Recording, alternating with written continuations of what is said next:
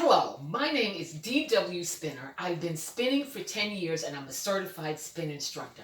I love spin. I love to see my members get stronger, become more confident, and really master this. Unfortunately, like everybody else, come March, I had to stop teaching because of COVID-19. I too went and bought this lovely little bike here, which I will talk about later in another video. But I noticed online that a lot of people did purchase bikes and they were so excited once they got the bike out of the box and they assembled it. And then they would either show a picture of them sitting on the bike or doing a ride. And I wanted to scream through my computer screen because they were set up wrong. And that is the key to a safe ride and to become stronger, is that your bike must be set up correctly. So I'm going to give you a short video today that's going to show you how to correctly set up your bike.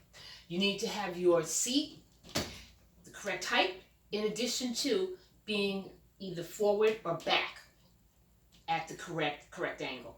Same thing with your handlebars. Handlebars on older bikes just go up and down. Newer bikes go front and back. So, in order to test whether or not your seat is at the correct height, there's two ways. One, you can either put your leg at 90 degrees and point right at the top of your hip. Or, you can stand by the bike and measure exactly where the ball and socket is, and that's where your the top of your saddle should hit. And whatever mechanism you use to raise your bike, raise your seat, make sure that it's in. Check your measurement. And this is correct for me. This is right at the top of my hip. Tighten it. You want to make sure that you tighten your bike so that when you sit on it, the saddle doesn't slide down to the base.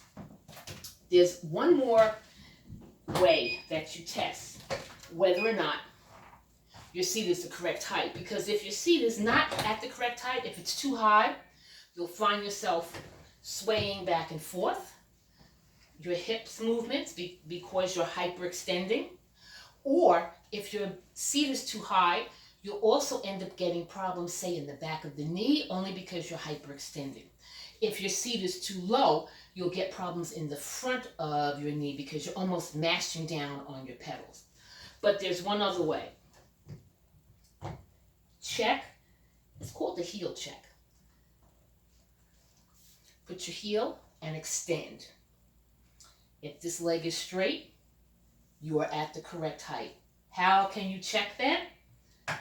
Either put your foot in on clips, either clip in, or place your foot in on the cages. When you extend your leg, you're looking for a 25 to 35 degree angle on your leg, which is what I have. You do not want your leg to be straight. Okay.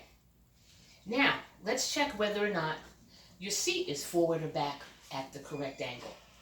What you're looking for is you're going to stop your legs at 3 o'clock and at 9. You're going to look at the leg that is at 3 o'clock and just peer right down. What you're looking for is that your knee is right on the ball of your feet. If your knee is extending over the front of the toe, that means that you're too far forward. Push your seat back. If it's further back, then you know that your seat is too far back and push it forward. Okay, now, next, handlebars. Handlebars are very easy because handlebars are based on comfort. What we're looking for is for your handlebars, either height and or forward, is that you have a slight bend in your elbows. Now, when you're riding, what we're looking for is straight, elongated back, okay?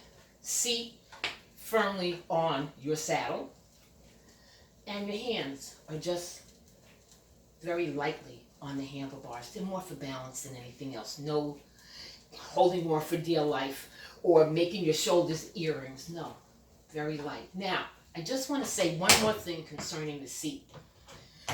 Many of our outdoor riders, when they come inside, and they're usually inside from, say, November to maybe March, they tend to set up their bikes and have their handlebars lower than their seat.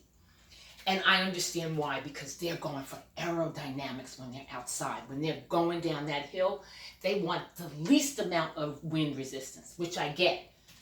Doesn't apply for indoors. So please make sure that when you're setting up your bike, that your handlebars are either the same height or higher, not lower than your seat. I hope that this video has helped you. The next video that I plan on doing is concerning spin shoes, whether or not they're worth the investment and what you should be looking for in a spin shoe. I'm going to give you a hint. My thought is everybody should buy spin shoes. Talk to you later. Happy riding. Thanks.